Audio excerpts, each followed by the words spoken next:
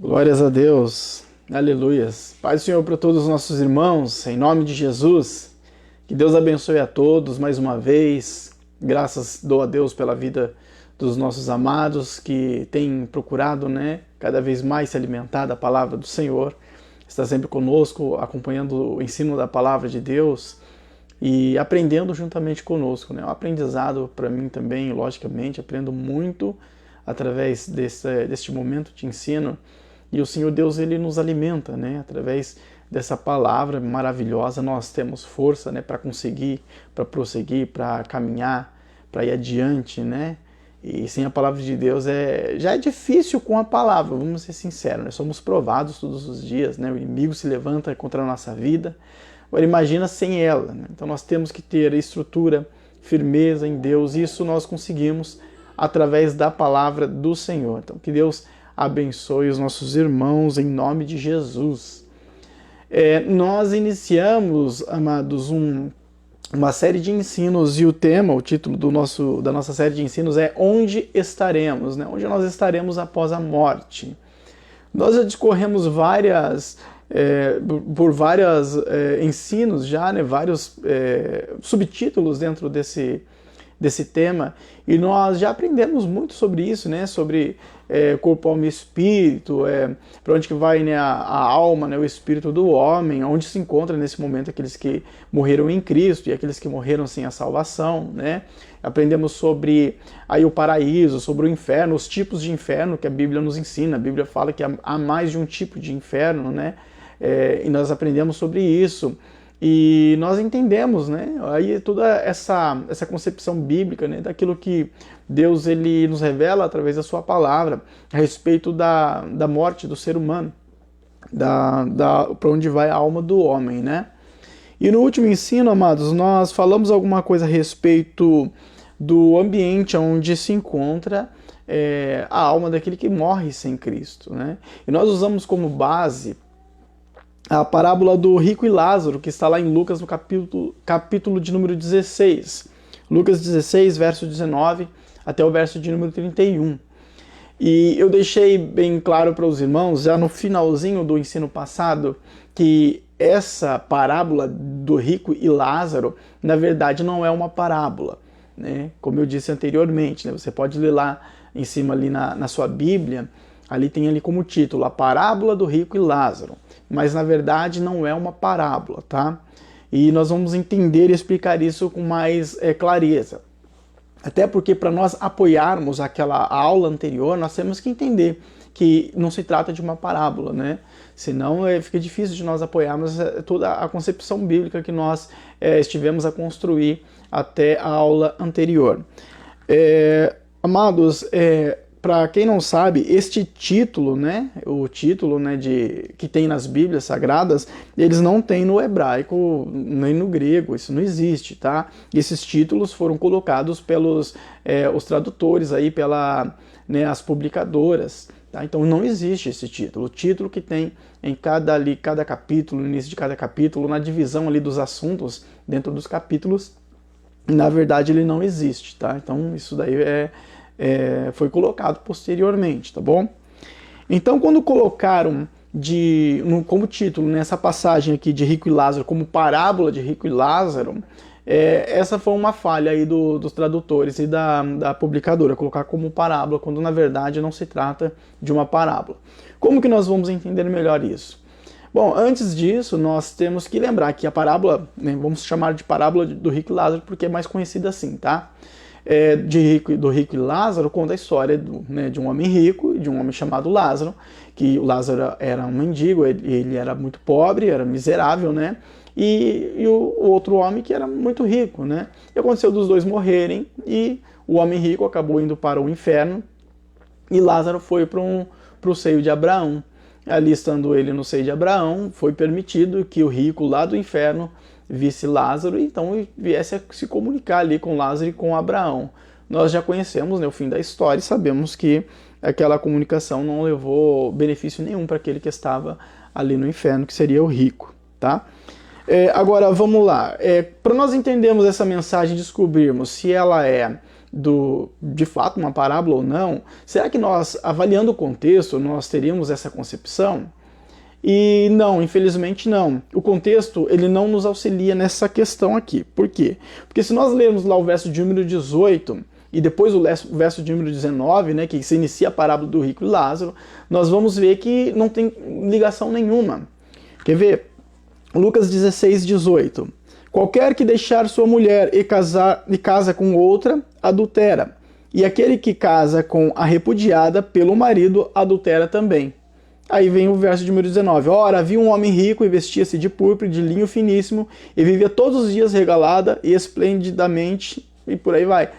Então, você note que, terminando o verso de número 18, inicia o verso de número 19, né, obviamente, e quando se inicia com um assunto totalmente diferente. A parábola do rico e Lázaro não tem nada a ver com o assunto que Jesus estava tratando ali, que finaliza no verso de número 18. O que Jesus está tratando ali é o que João Batista pregava, inclusive a respeito de Herodes, né? Então ele fala aqui que qualquer que deixa sua mulher e casa com outra, adultera. Era justamente o que João Batista pregava contra Herodes. Essa era a atitude e a ação de Herodes. O que isso tem a ver com a parábola do rico e Lázaro? Não tem nada a ver. Por quê? Porque não existe uma ligação ali no contexto, tá? Antes dessa ocasião aqui, que Jesus começa a pregar sobre isso, Jesus ele teceu ali uma parábola, porém essa parábola também não tem essa ligação, tá? Então o contexto aqui, nesse caso, não nos ajuda. Mas por que tá dessa maneira? Porque, na verdade, Lucas, ele foi um escritor que reuniu, né, das pessoas da época ali, depois da morte de Jesus e ressurreição, ele foi reunindo as informações, indo a lugares e conversando com pessoas e reunindo testemunhos e informações para ele compor o seu livro, né? Então ele usou ali como base o Evangelho de Marcos, porém ele foi ainda atrás de informações e foi colocando ali no seu livro de acordo com aquilo que era disposto a ele. E a parábola do rico e Lázaro, segundo alguns estudiosos, não se sabe em que ocasião aconteceu de fato de Jesus estar contando essa parábola, que é bem provável que essa parábola ela não se encaixe aqui nessa mesma ocasião em que Jesus estava pregando aqui essa mensagem a respeito de deixar a mulher e casar com outra, a questão do adultério, tá? Então o contexto aqui ele não vai nos auxiliar, então essa é a primeira opção, nós acabamos por descartar porque o contexto não vai dizer se a parábola de rico e Lázaro de fato é uma parábola ou se é uma história, tá? Bom, o segundo ponto aqui que nós podemos analisar, pelo fato de nós colocarmos aqui que a parábola de rico e Lázaro não é uma parábola, e sim uma história.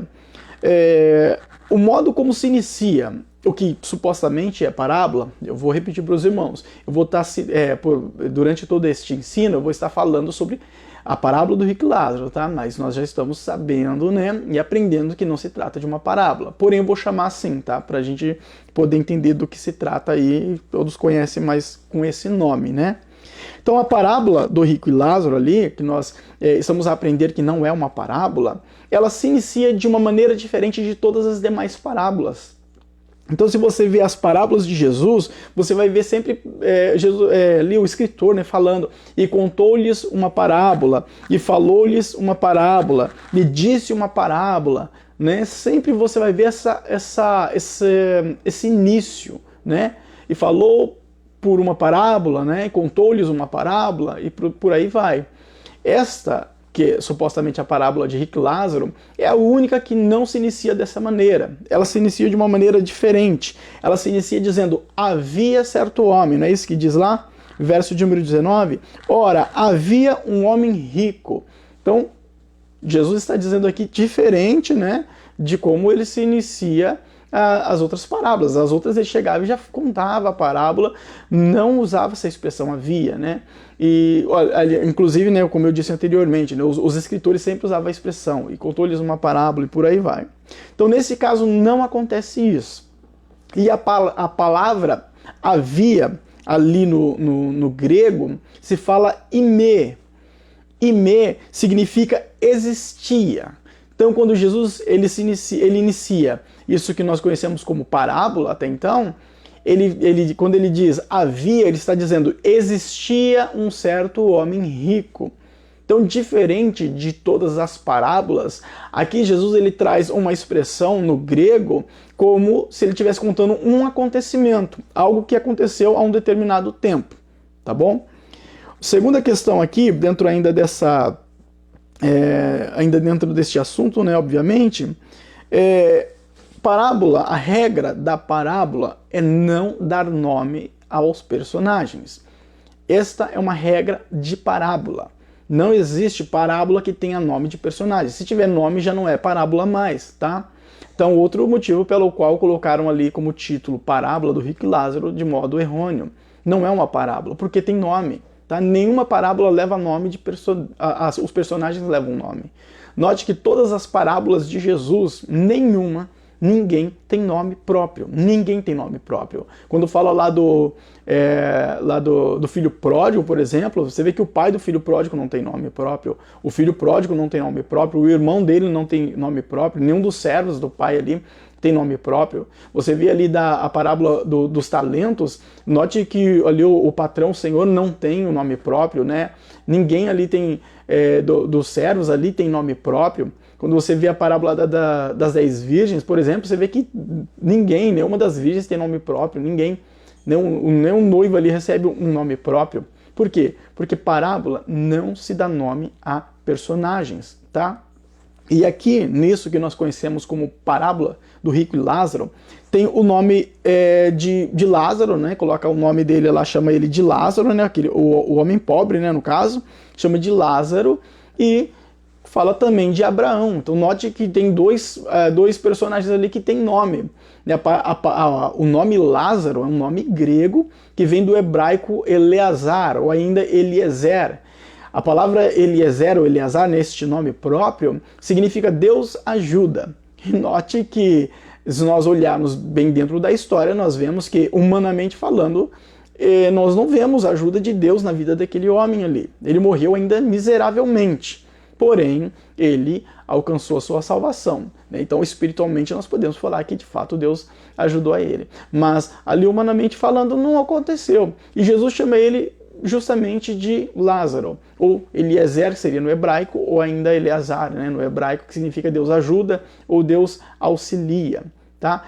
E também tem o nome de Abraão ali, né? Que no hebraico significa pai de muitos, né? Ou de muitas nações.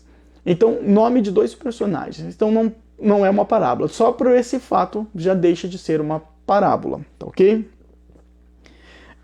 Outra questão interessante a analisar aqui todas as parábolas de Jesus ele sempre explica, né, o sentido da parábola, ele sempre traz um ensinamento.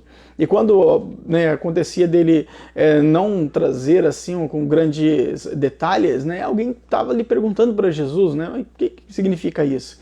E Jesus sempre trazia o ensinamento da parábola, daquilo que a parábola ela queria, o propósito dela, né, propriamente, porque a parábola ela tinha um propósito, que era trazer um ensinamento, uma moral espiritual ali para a vida daqueles que estavam a ouvir. Mas nessa do rico e Lázaro não há ensinamento nenhum. Acabou e ponto final. Por quê? Porque não é uma parábola, é uma história, tá ok? Então aqui o que nós vemos é que Jesus ele está provavelmente contando a história de um acontecimento, de algo que de fato aconteceu, tá? Bom, então até aqui nós conseguimos provar que não é uma parábola, tá bom? E sim uma história. Mas alguns acreditam que é uma história que existia na época e que Jesus pegou carona nela e veio a contar ali para os seus discípulos naquela ocasião.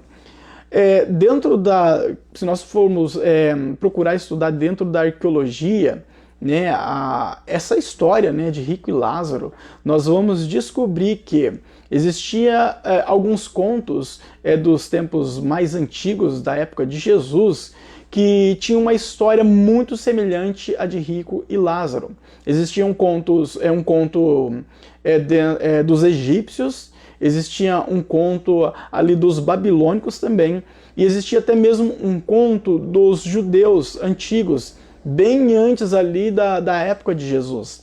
Então a arqueologia descobriu uma história muito parecida, só que com nomes de pessoas diferentes ali, só que com a mesma moral. Um homem rico e um homem pobre, morre os dois, o rico vai para o inferno e o pobre vai para um lugar celestial, tá? Então, tanto no conto dos egípcios, como no conto dos babilônicos e em um conto judaico antigo, tem essa história.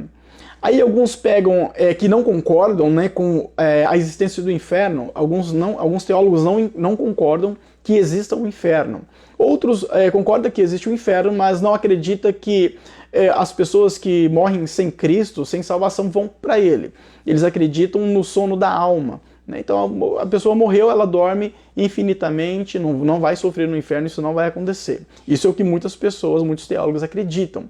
Então, esses teólogos que acreditam nisso, quando se trata ali dessa história de Rico e Lázaro, eles já entendem que não é uma parábola, eles nem batem nessa tecla, mas eles batem numa segunda tecla, dizendo: Jesus ele está reproduzindo uma história antiga que já existia na época, muito posterior a ele, para poder trazer um ensinamento ali para o povo, mas que não necessariamente é algo que tinha acontecido ali no passado. Então, eles pegam isso para poder tentar apoiar ali a sua ideia de que o inferno ele não existe, ou que a alma ela não vai para o inferno, ela vai dormir para sempre, tá? Só que essa ideia, em que muitos teólogos pegam, em primeiro lugar, é uma coisa que não dá para se provar, obviamente. Em segundo lugar, a própria arqueologia, se você for procurar e estudar alguma coisa a respeito, você vai descobrir que existem contos semelhantes à Bíblia Sagrada em outras religiões e em outras culturas, muito antigas, tá? Por exemplo, a história de Noé, você pode encontrar ela em outras culturas, em outras religiões, uma história muito semelhante à história de Noé, de um homem que fez um grande barco e veio um grande dilúvio. Existem outras religiões, contos muito, muito antigos. A história da criação, muitas religiões e muitas culturas antigas têm uma história semelhante, né? A história da criação que nós temos na Bíblia Sagrada. Jonas também, no ventre do peixe, também existem histórias de culturas antigas ali dentro de suas religiões que contam uma história muito semelhante à história de Jonas. Então, se for levar em consideração de que essa história de Rico e Lázaro é uma história antiga e que Jesus pegou proveito para poder trazer um ensinamento apenas, mas não aconteceu, então as histórias de Noé, a história da criação do mundo, a história de Jonas e muitas outras histórias que nós encontramos no Antigo Testamento acabam ficando no mesmo patamar. Então a gente acaba tendo que desacreditar em boa parte da Bíblia Sagrada. E aí isso daí se torna uma heresia gigantesca. Então quer dizer então, que a história da criação que está na Bíblia ali, já que outras religiões também contam, então também vamos descartar ela. Porque as outras religiões antigas lá, de culturas antigas, contam ela também. Então aí a gente começa a já ter que descartar boa parte da Bíblia Sagrada. Então fica difícil de apoiar. A história, por exemplo, de Sansão, se você pegar tem um conto sumeriano, dos sumérios, né? Que conta sobre um homem chamado Gilgamesh, que tinha uma grande força, que foi um dos homens mais fortes, que faziam coisas que Sansão faz ali na Bíblia, né? Na história dele nós vemos ali, tá? Então tem histórias muito parecidas. Por que tem histórias parecidas? Porque, na verdade, amados, tem até um texto, né, um verso que eu separei aqui, que lá no texto de Jó mesmo, Jó 42, verso 5. O que Jó disse lá? Antes eu te conhecia só por ouvir falar, mas agora eu te vejo com os meus próprios olhos. Então, o próprio Jó disse, porque Jó, né, a gente sabe que era dos tempos patriarcais. Ele falou, antes eu te conhecia porque eu ouvia falar sobre o Senhor, mas agora os meus olhos te veem. Jó não disse que lia sobre Deus. Por quê? A época de Jó, que provavelmente era uma época patriarcal, a época ali de Abraão, provavelmente, a questão da escrita ali não era comum. Nos tempos bíblicos não era tão comum. Você lembra que quando João, até ali na época ali do Novo Testamento, ali no Apocalipse, né? O próprio Deus falando para João ali na Ilha de Páscoa, falando, sendo bem-aventurado aqueles que ouvem, aquele que lê e aqueles que ouvem, né, as palavras da profecia. Por que fala aqueles que ouvem no plural e aquele que lê no singular? Porque na época pouquíssimas pessoas sabiam ler, Pouquíssimas pessoas tinham ali a capacidade da escrita e da leitura. Então, geralmente, alguém lia e os demais ficavam todos ouvindo, porque não tinham... eram analfabetos mesmo, né? E não sabiam ler. Tá? Então, se na época de João, ali no Novo Testamento, era assim, imagina na época lá de Jó, lá no período de Abraão, período patriarcal. Né? Então, geralmente, as histórias ali eram passadas de boca a boca. Tá? Eram passadas de boca a boca. O próprio Deus, ele falou ali para o povo, né, quando estava saindo ali do Egito, falou, ó, quando seus filhos perguntarem para vocês, né, dessas festas que vocês estão fazendo, por exemplo, a Páscoa, né, eles perguntaram, por que vocês estão fazendo isso, pai? Essa festa de Páscoa, o que é isso? Aí Deus diz, então vocês vão ensinar para os seus filhos, dizendo, ó, porque quando nós saímos lá do Egito, Deus fez isso, aquilo, outro e tal, então vocês vão contar história para os seus filhos. Então, passar a história de boca a boca era uma coisa que funcionava desde lá de antigamente. Tá? Então a história da criação, a história de Noé, todas aquelas histórias, era passada de boca a boca ali para o pessoal. Então, muitos povos ali que conheceram aquela história acabaram por trazer ela ali para a cultura deles e para a religião deles. Aí mudava-se nome, mudava-se alguns detalhes e tal, e ficava uma história parecida, né, com as histórias que nós conhecemos na Bíblia, porém uma história ali com outras pessoas, com outro segmento religioso, tá? E aí, então, é lógico, né, nós conhecemos a Bíblia, sabemos que então Deus vem e revela a Moisés ali toda a história, o Pentateuco, né, que nós vemos ali as histórias dentro do livro de Gênesis, da criação, Adão e Eva e tudo, e vem revelando para Moisés e ele escrevendo ali o que nós conhecemos, então, as histórias bíblicas. Senão ia ficar só no boca a boca também, né? Agora, imagina só, né? Quando a gente era criança, eu acho que vocês lembram disso, a gente brincava de uma brincadeira, não sei como se falava lá na vila de vocês, lá com vocês, mas chamava de telefone sem fio. Então ficava um bando de crianças assim, e um falava no ouvido da criança aqui, né? Uma criança falava no ouvido da outra aqui, e ia passando de uma para outra, até chegar lá na última. A última a gente quer basicamente adivinhar o que foi falado lá no começo. E, amado, aí geralmente o que saía aqui no começo, lá no final saiu uma coisa totalmente diferente, ou um pouco diferente, meio sem pé, sem cabeça. Agora imagina só, uma coisa que é falado aqui, em minutos, passando ali no ouvido de 10 crianças, já sai diferente do outro lado. Imagina uma história que é contada há milênios, anos e mais anos, né? Como que não vai sair lá na frente? Tá? Então, essas histórias eram contadas de boca a boca. Então, por isso, muitas religiões e muitas culturas têm histórias que são semelhantes às histórias bíblicas. Os ateus, por exemplo, eles pegam essa ideia para tentar pregar contra a palavra de Deus. Aí você vai falar para o ateu sobre alguma coisa da Bíblia, ele vai falar para você, vai citar alguma coisa da arqueologia lá, vai falar, não, mas porque os sumerianos tinham também uma história assim assado lá e aconteceu isso e aquilo outro, então como você me prova que a Bíblia é verdadeira se lá na religião deles também tem a mesma história? Eu duro que você vai lá estudar e procurar dentro ali de todos os estudos arqueológicos, você vai descobrir que de fato existia aquela história e aconteceu, né, teoricamente ali com a religião deles. Você vai falar, poxa, mas peraí, mas minha Bíblia diz que aconteceu isso lá na religião deles, aconteceu também com um Deus diferente, com pessoas com nomes diferentes, é a mesma história, entendeu? E vai falar de um Deus diferente e tal. Então, nós cristãos temos que ter o pé no chão, mente no lugar, o discernimento do Espírito Santo e saber que a palavra de Deus ela é verdadeira, tá? E ela não muda. O que Jesus trouxe ali, né, ali da parábola do rico e Lázaro, nós cristãos que cremos na veracidade da palavra de Deus, sabemos, e inclusive até mesmo pela fé, de que era de fato uma história que aconteceu.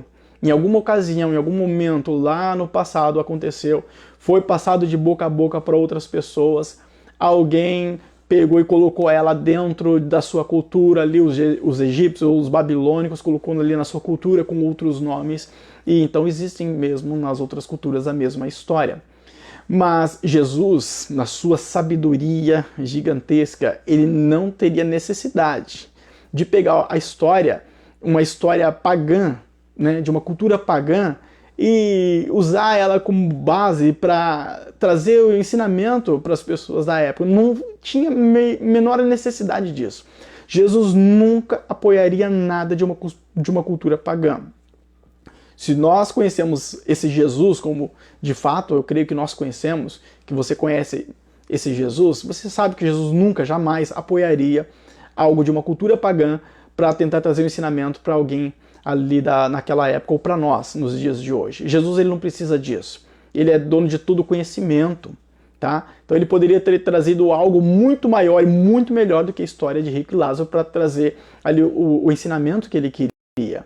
Então ele não está apoiando ali uma cultura pagã, em hipótese alguma. Ele está trazendo algo que aconteceu em alguma época lá no passado e que prova para nós que o inferno ele existe e de que todas as pessoas que morrem sem Cristo Jesus vão para este lugar.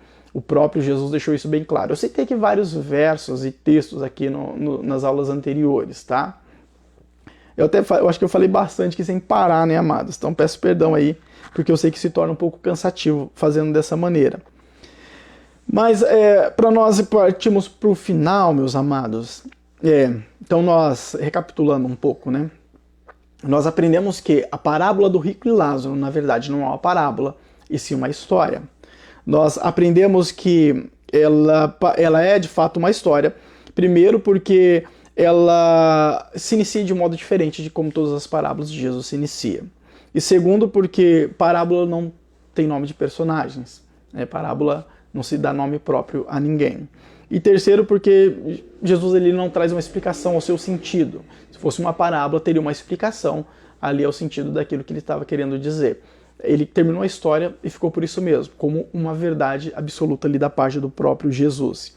E aprendemos, né, a respeito aí de alguns teólogos que usam de histórias da antiguidade para tentar fazer com que a história de Rico e Lázaro venha a ser mais uma história da antiguidade e não um acontecimento verdadeiro, aí tentando provar que o inferno ele não existe e que a alma ela tem um sono eterno, que não vai ter sofrimento nenhum para ela, tá? Então é isso que eles tentam provar. Para finalizar, meus amados, eu não vou citar aqui, porque vai ser cansativo e eu vou tomar mais tempo dos amados.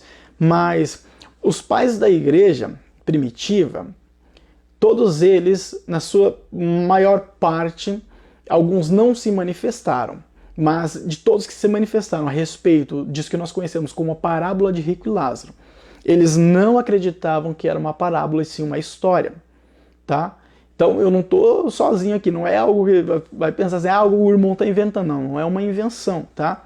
Os pais da igreja primitiva, todos eles que se manifestaram a respeito da parábola do rico e Lázaro, eles se manifestaram dizendo, não é uma parábola, é uma história, isso aconteceu, e de fato o que Jesus ensina ali é que o inferno ele é existente, tá? Eu poderia citar aqui, eu vou citar bem rapidamente, um dos pais da igreja, por exemplo, Irineu, né? Que viveu ali no ano 120 depois de Cristo, ou 120 ao ano 202, Irineu, para você ter uma ideia, ele foi quase que contemporâneo do último apóstolo ali, do apóstolo João. O apóstolo João morreu ali poucos anos antes de Irineu vir a nascer. Então, quando Irineu nasceu, poucos anos antes, o apóstolo João havia falecido. Então, Irineu, que foi um dos pais ali da igreja primitiva, foi bispo e doutor ali da igreja primitiva, ele concordava que a parábola do rico e Lázaro não era uma parábola, e sim uma história, e que o inferno de fato era verdadeiro. Tertuliano, que foi pai da igreja no Ocidente também, um dos primeiros escritores da língua latina, também acreditava na parábola do rico e Lázaro como uma história verdadeira. Atanásio foi um homem que lutou contra o arianismo. Para quem não sabe o que é arianismo, era uma doutrina ali, uma heresia que foi construída por um padre chamado Irineu. E por isso, né, arianismo, né? E o padre Ariano. E o padre Ariano, ele constituiu essa ideia aí, era um padre cristão, de que Jesus ele foi Deus nada, ele era um ser humano ali, de uma raça de seres humanos ali um pouco mais, digamos assim, perfeitas ou aperfeiçoadas e tal. Inclusive, a ideia do nazismo, né, surgiu do arianismo. Tá? O Hitler tirou essa ideia aí do arianismo para constituir ali a base do nazismo, né? Que o nazismo acreditava que os alemães eles eram uma raça superior, uma raça de brancos, uma raça que estava acima dos outros e tal. Tá? Então, o arianismo ele foi combatido por este pai da igreja aqui, né, Atanásio, ali em 295 depois de Cristo. Ele foi bispo da igreja de Alexandria, um combatente ali do arianismo, e foi um dos primeiros ali também era o pai da igreja da Grécia, para ter uma ideia, né? Atanásio, Gregório de Nissa também, que combateu o arianismo, foi o que mais escreveu sobre o arianismo e contra o arianismo, que foi também ali doutor da igreja grega, bispo de Nissa. Santo Ambrósio também, padre da igreja latina, né?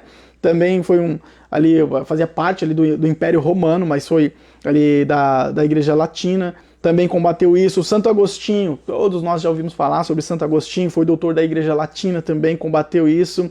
João Crisóstomo, também bispo de Constantinopla, também falava e pregava que a história de Lázaro não era uma parábola, sim uma história de fato. Jerônimo, lá 347 d.C., que foi padre e doutor da igreja ali latina, foi ele que inclusive traduziu a Bíblia grega, né, as escrituras gregas do hebraico ali para o latim. Foi ele que fez essa tradução chamada de Vulgata Latina. Então, tem outros aqui que eu poderia citar, mas eu não vou tomar tempo. Ou seja, os pais da igreja primitiva já entendiam que a história de Lázaro, a parábola de Lázaro, a suposta parábola de Lázaro, na verdade, era uma história real que Jesus contou naquela ocasião e trazendo um ensinamento. Amados, finalizando então, o inferno, ele existe. Jesus disse isso por várias vezes, ele tem vários textos. Jesus foi o que mais falou sobre o Gehenna ali, né? O inferno ali onde há ali o sofrimento, o ranger, o pranto e ranger de dentes. Então ele é existente. E nós que estamos em Cristo temos que estar vigilantes para que nós não venhamos a cair no engodo de Satanás e perder a nossa salvação. Existe apenas dois caminhos: o caminho que leva ao céu, o caminho que leva-nos para o inferno. Jesus, ele é bem claro, né, em nos chamar, nos convidar para o caminho dele. Mas nós não podemos nos enganar e achar que o fato de nós estarmos indo na igreja e escutando o hino, nós vamos ir para o céu. Nós temos que procurar viver uma vida voltada ao querer do Senhor. E se nós tivermos intimidade, sensibilidade com o Espírito Santo, quando nós pisarmos um passo em falso ou fora da vontade dele, ele vai falar conosco para que nós venhamos novamente a estar aí no seu caminho, na sua vontade, e sendo guiados por ele, em nome de Jesus. Que Deus abençoe a todos em nome de Jesus. Vamos orar. Senhor Jesus, obrigado por tudo. Abençoe teus filhos, teus servos, todos aqueles que ficaram conosco até aqui. Aqueles que, quem sabe, Pai, estão assistindo nesse momento, não ao vivo, ó Deus, mas a gravação, abençoe também. Trabalha em cada vida, em cada família, em cada lar. Realiza dos teus milagres, ó Pai. Todo mal que tem se levantado caia por terra. E o nome do Senhor, acima de tudo, venha ser glorificado sobre a vida dos teus servos, em nome de Jesus. Que a graça de nosso Senhor Salvador Jesus Cristo, o amor de Deus, nosso eterno Pai, a comunhão e consolação do Espírito Santo, reine em cada coração e todos juntos possamos dizer amém. Que Deus abençoe a todos em nome de Jesus. Amém.